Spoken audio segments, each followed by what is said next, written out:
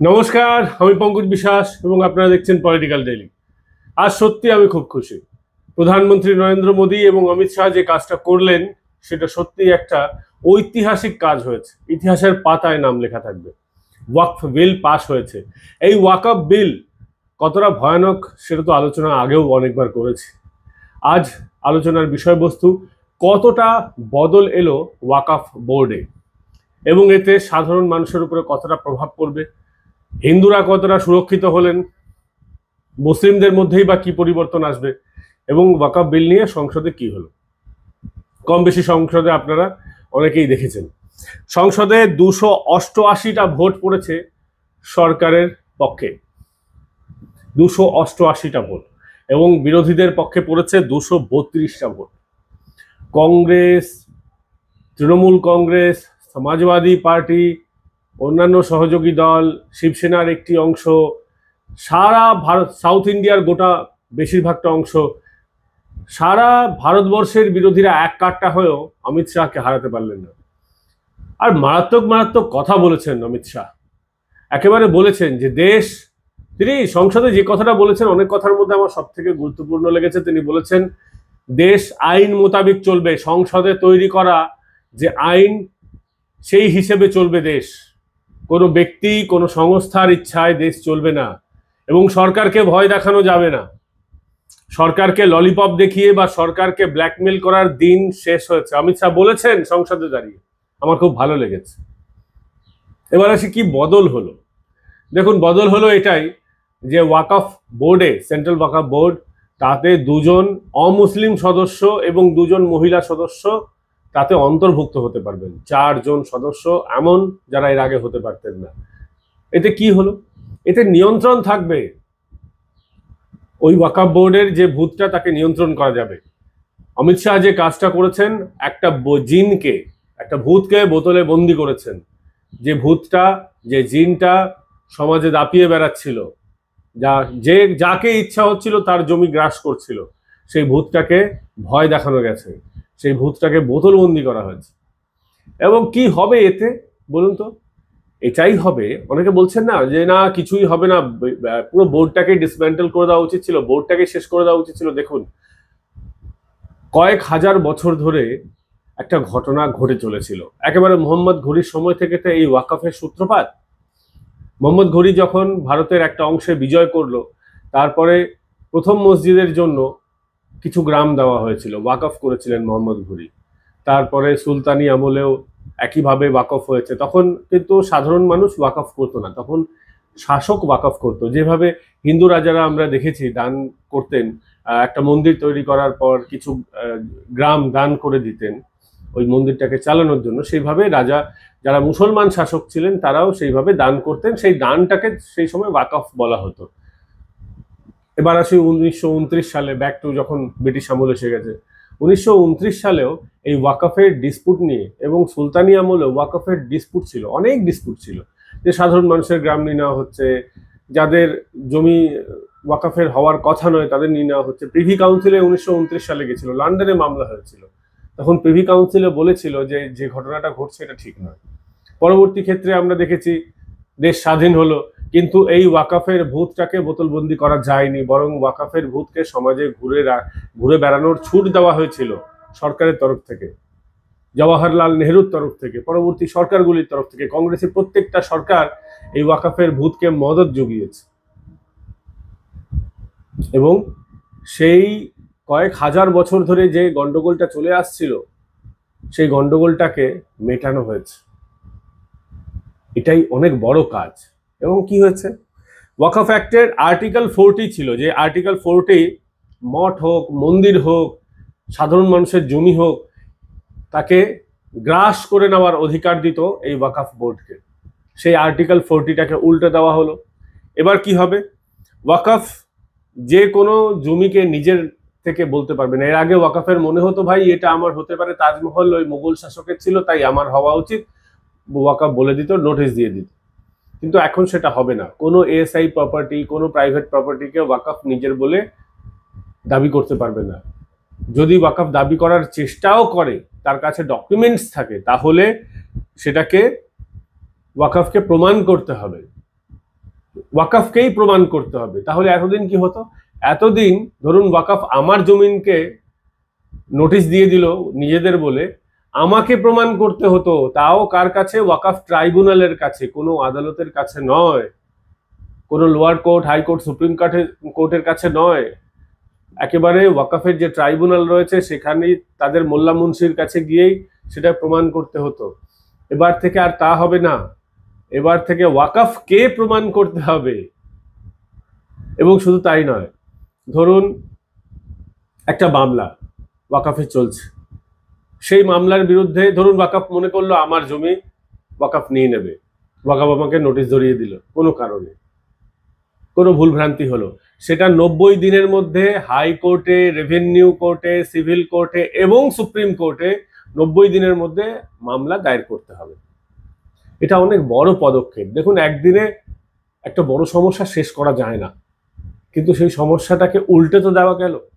এরপর অকংগ্রেসি সরকার এলে বা বিজেপির পরবর্তী সরকারগুলি ওয়াকাফের ক্ষমতা তো আরো ছাঁটতে পারবে। ওয়াকাফের ক্ষমতা যে ছাঁটা যায় এবং তারপরেও দেশে কোনো এক বিন্দুমাত্র অশান্তি হয় না এবং সরকার গোটাটাকেই সামাল দিতে পারে। এতদিন যে পাওয়ার পলিটিক্স করা হতো, আমরা অমুক করে দেবো, দেশ জাম করে দেবো, সংসদে পৌঁছতে দেবো না, এই যে ফাঁকা আওয়াজ, এই ফাঁকা আওয়াজকে যে ধরা গেছে, দমানো যাচ্ছে, এই যে ভয় দেখানোর পলিটিক্স এক গোষ্ঠীর সমাজের, তাকে যে দমন করা যাচ্ছে, এটা অনেক বড় ব্যাপার, ভেবে দেখবেন কখনো। আরেকটা বিষয়, ওয়াকাফ কোনো প্রপার্টিকে নিজেদের বলে যদি ঘোষণা করে, তাহলে সেটা আগে ভেরিফিকেশন হবে, জেলা শাসক ভেরিফিকেশন করবেন। ফলে ওয়াকাফের এই যে ক্ষমতা কমানো, এটা কিন্তু একটা সত্যি বড় ব্যাপার। প্রথমে কি হবে, ওয়াকাফ যদি কোনো প্রপার্টিকে নিজেদের বলে দাবিও করে বা তাদের কাছে কাগজও থাকে, জেলা শাসক কিন্তু সেটাকে ভেরিফিকেশন করবেন এবং 5 বছর প্র্যাকটিসিং মুসলিমরাই ওয়াকাফকে দান করতে পারবেন। ধরুন, তর্কের খাতিরে বলছি, ভগবান না করুক এরকম কোনো দিন আসুক, কিন্তু আমি পঙ্কজ বিশ্বাস, practising Hindu, I M A Hindu, এবং আমি যদি মুসলমান হয়ে গেলাম, সঙ্গে সঙ্গে আমি ওয়াকাফকে নিজের প্রপার্টি দান করে দিতে পারবো না। এমনও হতে পারে আমাকে কেউ ভয় দেখিয়ে মুসলমান বানিয়ে দিল, কোনো প্রলোভন দেখিয়ে মুসলমান বানিয়ে দিল, এবং তার উদ্দেশ্যই ছিল আমার জমিকে হরপ করে নেওয়া, হজম করে নেওয়া, আমার জমিকে ওয়াকাফ করিয়ে দিল। সেটা হবে না। আমাকে যদি কেউ ভয় দেখিয়েও মুসলমান বানায়, প্রলোভন দেখিয়েও মুসলমান বানায়, 5 বছর অব্দি প্র্যাকটিসিং মুসলিম থাকতে হবে, তারপর ওয়াকাফ করা যাবে। এবার প্র্যাকটিসিং মুসলিম এর বিরুদ্ধেও কিন্তু বিরুদ্ধ মত আছে, আমি সেগুলোকেও বলার প্রয়োজন আছে বলে মনে করি। ধরুন, প্র্যাকটিসিং মুসলিম, হিন্দুদের মধ্যে ব্রাহ্মণ এবং ক্ষত্রিয়ত্ব কোনো কাস্ট সার্টিফিকেট হয় না, ওবিসি, এসসি এসটিদের হয়। সেইভাবে মুসলমানদের মধ্যেও একটা বড় অংশের কিন্তু কোনো কাস্ট সার্টিফিকেট নেই। অ্যাকচুয়ালি মুসলিমদের কিন্তু কোনো কাস্ট সার্টিফিকেট হওয়ারই কথা নয়। জোর করে কিছু কিছু রাজ্যে ওবিসি, এ বি সি অনেক তালিকা করে দেওয়া হচ্ছে না, যেভাবে আমাদের রাজ্যে হয়েছে। তা একমাত্র তাদের ক্ষেত্রেই কাস্ট সার্টিফিকেট থাকতে পারে, কিন্তু এই কাস্ট সার্টিফিকেটের বাইরে যারা আছেন বা নব্য মুসলমান হয়েছেন, সদ্য মুসলমান হয়েছেন, কনভার্ট হয়ে, তারও তো কাস্ট সার্টিফিকেট থাকবে না। তা এরা কি করে প্রমাণ করবেন? দাড়ি দেখিয়ে না অন্য কিছু দেখিয়ে? এটা একটা কিন্তু বড় প্রশ্ন আছে। যাদের সার্টিফিকেট নেই তারা মুসলমান, এটা কিভাবে দেখাবেন? অ্যাফিডেভিট করে? স্বাভাবিকভাবে তাদের একটা বড় সমস্যা আছে এই কনভার্সন, এবং এটাই তো উদ্দেশ্য ছিল ওয়াকাফকে, এই যে কনভার্সন করানো, এই সমস্তগুলো যে জালিয়াতিগুলো চলছিল সেগুলো বন্ধ করার উদ্দেশ্য ছিল। মহিলারা এখন ওয়াকাফ সম্পত্তির উত্তরাধিকারী হবেন। ওয়াকাফ সম্পত্তির অনেক রকম প্রকারভেদ আছে, যেরকম হচ্ছে ধরুন একটা হচ্ছে টেম্পোরারি ওয়াকাফ। আপনি ধরুন আমার মৃত্যুর পরে, আমি আগে উইলের মাধ্যমে ওয়াকাফ করে দিলাম, ধরুন আমি আমার মৃত্যুর পরে আমার সম্পত্তি পুরোপুরি ওয়াকাফের হয়ে যাবে, এরকম একটা ওয়াকাফ করা যায়। একটা করা যায় ইমিডিয়েট ওয়াকাফ, ধরুন আমি এক্ষুনি লিখে দিলাম, এক্ষুনি আজ থেকে এই প্রপার্টিটা আমার ওয়াকাফ হয়ে গেল। আরেকটা হয়, ধরুন আমার প্রপার্টি আমি ওয়াকাফ করলাম, কিন্তু এখান থেকে এটা আল্লাহর উদ্দেশ্যে দান করে দিলাম, ঠিক আছে, কিন্তু এখান থেকে যে রেভিনিউ হবে সেটা আমি পাবো বা আমার ফ্যামিলি পাবে। যেমন ধরুন আমার বাড়িটা আমি যদি ওয়াকাফ করে দিই এবং লিখে দিয়ে যাই সেই উইলে যে এই বাড়িটা ভাড়া দেওয়া হবে এবং ভাড়া থেকে যে রেভিনিউ শেয়ার হবে, ধরুন তার 30% ওয়াকাফ কমিটির কাছে যাবে, 70% আমার এবং আমার পরিবারের লোকেদের কাছে থাকবে যতদিন এই বাড়িটা বাড়ি আকারে থাকছে। সেক্ষেত্রে কি হবে, ধরুন 10,000 টাকা ভাড়া উঠছে, তাহলে 3,000 টাকা ওয়াকাফ কমিটির কাছে যাবে এবং 7,000 টাকা ধরুন আমার 2 সন্তান থাকলে 2 সন্তানের ক্ষেত্রে যাবে, কিন্তু সেই সন্তানের ক্ষেত্রে যদি মহিলা সন্তান হয়, মেয়ে সন্তান হয়, আমার এক ছেলে এক মেয়ে থাকে, তাহলে মেয়েরা কিন্তু এতদিন বঞ্চিত হতো। তাহলে ওই 7,000 টাকা পুরোপুরি ছেলে পেত, ওই আমার মেয়েটা 1 টাকাও পেত না। এবার থেকে এটাকে বলা হয় ওয়াকাফ আল আওলাদ। ওয়াকাফ আল আওলাদ সিস্টেমটা এবার থেকে মেয়েদের ক্ষেত্রেও প্রযোজ্য হবে। মহিলারা ওয়াকাফের সম্পত্তির মালিক হবেন। এগুলো কিন্তু অনেক বড় কাজ করেছেন।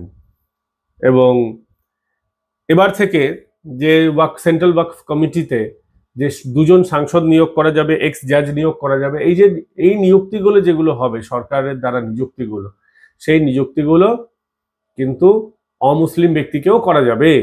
যে সাংসদকে নিয়োগ করা হবে, এক্স জাজ, তাদেরকে করা যাবে। ফলে এটা একটা বড় চেঞ্জেস। এছাড়াও অনেকগুলি চেঞ্জেস আছে, প্রায় 100 খানার উপরে চেঞ্জেস রয়েছে, সবগুলো আমার পক্ষে পড়া সম্ভব হয়নি। ওয়াকফ বিল হাতে আসুক, আজ রাজ্যসভায় পেশ হচ্ছে, এবং দায়িত্ব নিয়ে বলছি রাজ্যসভাতেও পাশ হয়ে যাবে, এবং এই ওয়াকফ অ্যামেন্ডমেন্ট বিল, এই সংশোধনী নতুন করে অ্যাক্টে পরিণত হবে, আইনে পরিণত হবে। ফলে রাজ্যসভায় পাশ হয়ে যাওয়াটা শুধুমাত্র সময়ের অপেক্ষা। অনেকে আপনারা এই ভিডিও যখন দেখবেন বা দেখছেন, তখন এই রাজ্যসভায় এটা কিন্তু পাশ হয়ে গেছে, রাজ্যসভায় পেশও হয়ে গেছে। স্বাভাবিকভাবে সরকার যে কাজটা করেছে সেটা হিমালয় ভাঙার মতন কাজ করেছে। এতদিন 70 বছর ধরে, আমি স্বাধীনতার আগের কথা ছেড়েই দিচ্ছি, 70 বছর ধরে যে তোষণের রাজনীতি হয়েছে, সেই তোষণের রাজনীতিটাকে ভাঙা চারটিখানিক ব্যাপার ছিল না, সরকারে আসা চারটিখানিক ব্যাপারে ছিল না। সেই চারটিখানিক ব্যাপার যেটা নয় সেটাকে করে দেখানো কিন্তু অনেক বড় ব্যাপার, ভেবে দেখবেন এটা। অনেকে হতাশ হয়েছেন, বলেছেন এই বোর্ডটাকেই ভেঙে দেওয়া উচিত ছিল, ডিসমেন্টেল করে দেওয়া উচিত ছিল, হ্যান করা উচিত ছিল, ত্যান করা উচিত ছিল। কিন্তু ভেবে দেখবেন কখনো এত প্রবল বিরোধিতার মাঝে, যেখানে সরকার সংখ্যা গুরু নয়, 272-এর ম্যাজিক ফিগার নেই, তারপরেও পাল্টিবাজ যারা আছেন তাদেরকে একসঙ্গে নিয়ে কাজ করা অনেক টাফ ব্যাপার। নীতিশ কুমার, সামনে ভোট রয়েছে, টিডিপি, তাদের মুসলিম ভোট রয়েছে, সেই সব ভেবেও তারা দেশের কথা ভেবে এই যে এগিয়ে এলেন, রাষ্ট্রের কথা ভেবে, তারাও ধন্যবাদের প্রাপ্ত। যে সকল সাংসদরা এই বিলকে সমর্থন করেছেন প্রত্যেকে ধন্যবাদ প্রাপ্ত, প্রত্যেকে। এবং যারা বিরোধিতা করেছেন শুধুমাত্র বিরোধিতার জন্য বিরোধিতা করেছেন, নিজেদের ভোট ব্যাংকের কথা ভেবেছেন। আজ এ পর্যন্ত, ভিডিও আর লম্বা করছি না। ভালো থাকবেন, সুস্থ থাকবেন, দেখা হবে আগামীকাল ফের নতুন পর্বে, নতুন ভিডিও নিয়ে, নতুন ইস্যু নিয়ে। যারা এখনো চ্যানেল সাবস্ক্রাইব করেননি, দয়া করে চ্যানেল সাবস্ক্রাইব করে নেবেন। ভালো থাকবেন, সুস্থ থাকবেন।